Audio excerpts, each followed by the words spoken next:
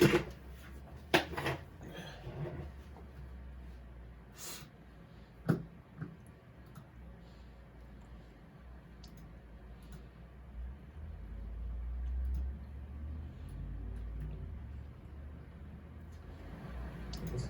me extend a personal invitation for you. Drag out your brushes and I think you'll enjoy it.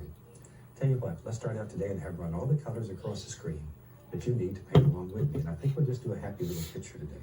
So let me tell you what I've got done up here. We have our standard old 18 by 24 inch canvas, but you use whatever size you want. And we circle patterns here, just sort of wind it up, blend it together. The most fun part of this whole technique is washing the brush. So let's do that. We wash our brushes with odorless thinner. Shake off the excess and just beat the devil out of it. This is where you take out all your frustrations and hostilities and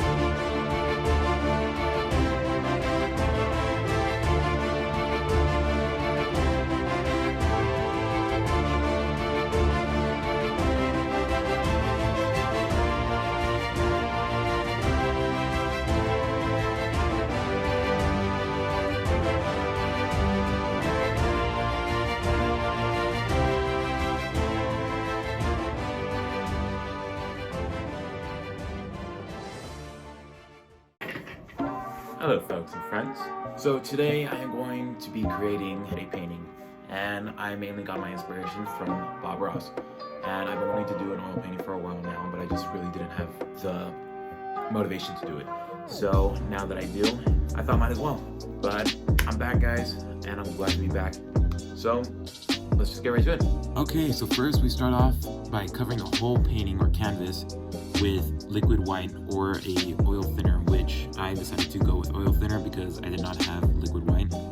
And honestly, I don't know much about oils since this is my second time actually using oil paintings.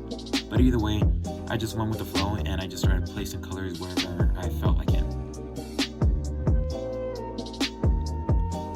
As you can see here, I decided to go with yellow and blue as the background for the sky just because mainly it had two different color contrasts, which I sort of liked.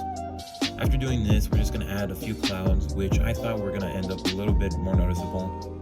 And because they were a little bit messy, I just decided to smear them off with a paintbrush.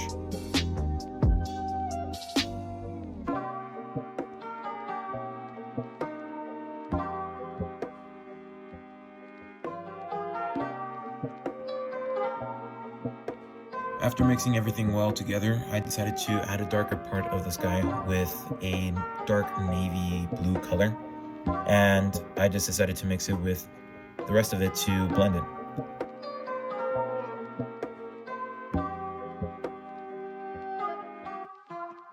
After that, I decided to start working on the ground, which was a big mistake, but I realized pretty short after, so I decided to start working on the mountains, since it's one of the themes in the background as well.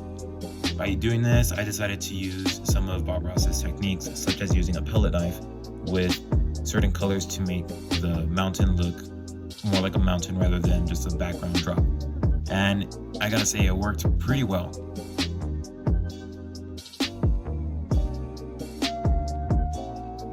Then I just blended the mountain with the background to give it more of a contrast, which is something that I also saw in Bob Ross's videos.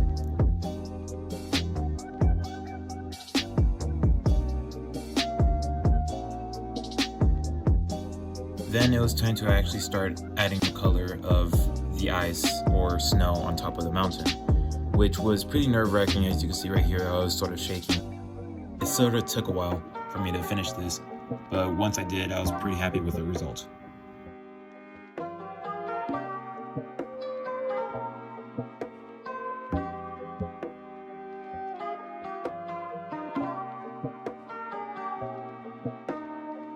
Then it was time to add the background of the grass to the actual painting. And for this, I just used a darker color of green for the background, just so I could give it more depth and life, I guess you could say, to the actual painting. As the ground got closer, I decided to add brighter colors for the ground, such as lime or a brighter green, just so to show that there's a light point of where the sun is pointing. And I think this added a lot more life to the painting than it did before because of the fact that it had more colors and it showed actual depth rather than what I was saying right now about the darker colors in the background. Then for a little touch, I decided to start adding a couple flowers such as red ones, yellow ones, and even blue ones. Next, I decided to add some trees, and by some I mean a lot. I decided to add a lot all over the painting just so it could give it more life and cover up some of the parts that I didn't really like, such as the background of the mountain where there is still some light showing. I don't know why, but I don't really like that part, so I'm sort of happy that I decided to cover it up with trees.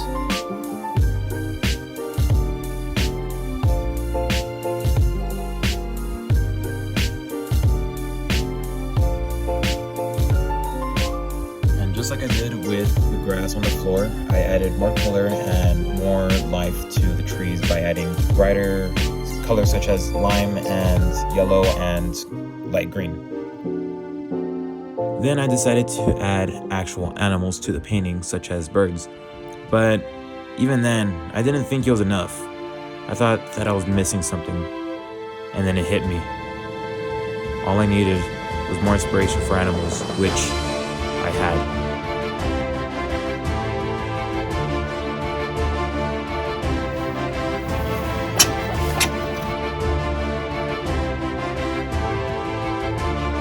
Now that I had inspiration, I started to think of an actual animal that would be in the forest. And it took a while until I found out what it was. This animal is such a peaceful animal, and yet it hides from everything, mainly for its safety. So as I started painting this deer, I started getting more inspiration of colors to add on top of it to give it more life and meaning.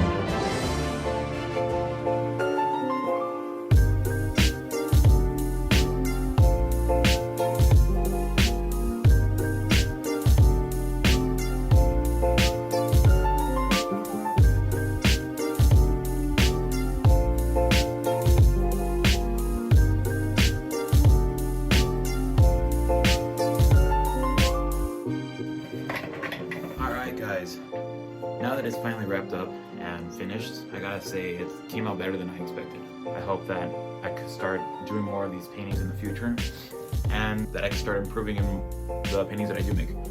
Either way, guys, I hope that you enjoyed this video, and I hope that I can start working on clay sculptures eventually. Either way, thank you for watching this video, and I'll see you in the next one. Bye.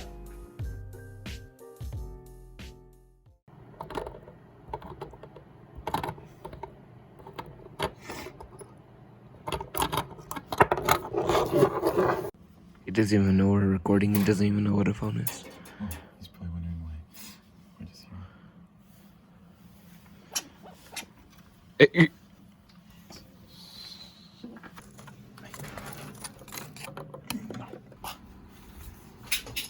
Hey! I think it's too short.